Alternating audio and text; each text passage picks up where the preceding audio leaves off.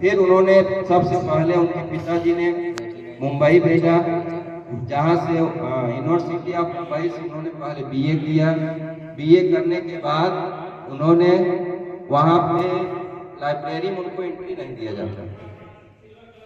जब लाइब्रेरी में एंट्री नहीं दिया जाता था तो वह पार्क में बैठ के पढ़ाई करते थे। जब वह पार्क में बैठ के पढ़ाई करते थे तो उन्होंने एक बहुत बड़े लेखक थे जो रोज उनको देखते थे कि यहीं पढ़ाई करते हैं। उन्होंने उनसे पूछा क्यों आप यहाँ पढ़ते हो? तो भीमराव जी ने हमको बताया कि हमको लाइब्रेरी में एंट्री नहीं दिया जाता है। तो उन्होंने उनका सहयोग किया। उनका सहयोग करने के बाद उन्होंने सावरकर राजशाही चलता था, राजशाही राजाओं का चलता था उस समय, एक स्कॉलरशिप होती थी सावरकर करके, वहां से स्कॉलरशिप था जिसमें 25 रुपए मिलता था। उस 25 रुपए में उस स्कॉलरशिप से बाहर मतलब विदेश में जाकर पढ़ने का मौका मिला, जिसको वही जो विद्वान थे, लेखक थे, जिनके हेल्प से अंबेडकर जी को वह मिला। अंबेडकर जी 4 साल की स्कॉलरशिप मिला। एक अब 25 रुपए में सोचो महीने का खर्च विदेश में रहकर उन्होंने वहन किया। जो भी नहीं हो पाता था जैसे भी करके उन्होंने वहां से डिग्री हासिल की। और उनके पास जैसे हम लोग बताए ना, बीए किए, एमए किए, एमएससी किए, एक डिग्री होता था उस समय डीएससी, डॉक्टर ऑफ साइंस, और वह मास्टर ऑफ साइंस। उनके पास लगभग 36, कहीं कहीं 56 डिग्रियां भी बताई जाती हैं, जिसका अभी कंफर्म कुछ है नहीं 56 तक 36। लेकिन हम लोग यह बात ध्यान देंगे कि अपने यहाँ जो हम लोग सर जी से भी पढ़ते हैं उनके पास भी या तो साइंस का डिग्री होगा या तो आर्ट का भी डिग्री होगा, लेकिन उन्होंने उतने समय पहले साइंस आर्ट की भी डिग्री दोनों ली थी और उसमें उन्होंने पीएचडी भी किया, जो कि अब एक विषय में पीएचडी करना कठिन है। तो उनको अब गरीब थे, उनको स्कॉलरशिप का मौका मिला, जिससे उन्हें विदेश में जाकर पढ़ने का मौका मिला।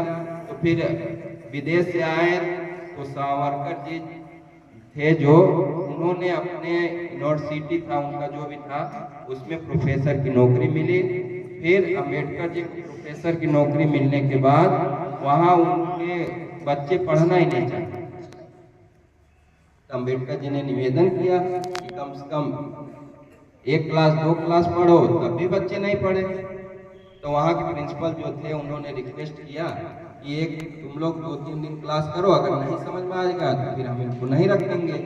तो फिर 2-3 क्लास करने के बाद बच्चे उनके फैन हो गए, जैसे कि हम इन्हीं से पढ़ेंगे। ज्ञान का भंडार था ही उनके पास। तो उसके बाद लेकिन बच्चे तो फैन हो गए, लेकिन उनके साथ जो स्टाफ थे उनके साथ भेदभाव करते थे पानी पीने में और जो भी बातें थी। तो इनके मन में ऐसा आया कि हम इसको पढ़ा के हम अपने समाज के लिए, हम अपने भारत देश के लिए कुछ नहीं कर पाए, क्यों ना हम कोई दूसरा कदम उठाए जिससे हम अपने समाज, अपने भारत के लिए कुछ काम कर पाए। तो उस समय देश आज़ाद होने के बाद संविधान फिर गठन की बात आई। उन्होंने उसमें राज्य में निर्वाचन गठन होता था, जिसमें मुंबई से इनको सभी लोग मिल के हरवा दिए कि जैसे संविधान गठन में इनका नाम ना आने। तब फिर इनको बंगाल से सबसे पहले निर्वाचित किया गया। फिर वहां से बंगाल से निर्वाचित होने के बाद भी बंगाल फिर पाकिस्तान में चला गया।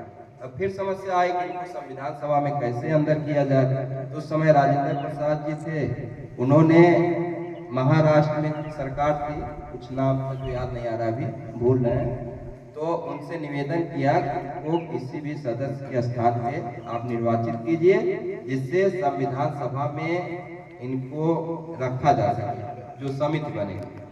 क्योंकि उस समय इनके पास जो डिग्री थी, फॉरेन की डिग्री थी, बैरिस्टर ऑफ लॉ करके होता है, जो सबसे बड़ी डिग्री थी, जिनमें सबसे ज़्यादा इनको समझ था संविधान में। फिर इनको अध्यक्ष बनाया गया। फिर इन्होंने संविधान के बारे में जो जो किया वह आज भी हम लोग उसको पालन करते हुए अपने जीवन को अच्छा बनाने में उनका पूरा सहयोग है। धन्यवाद।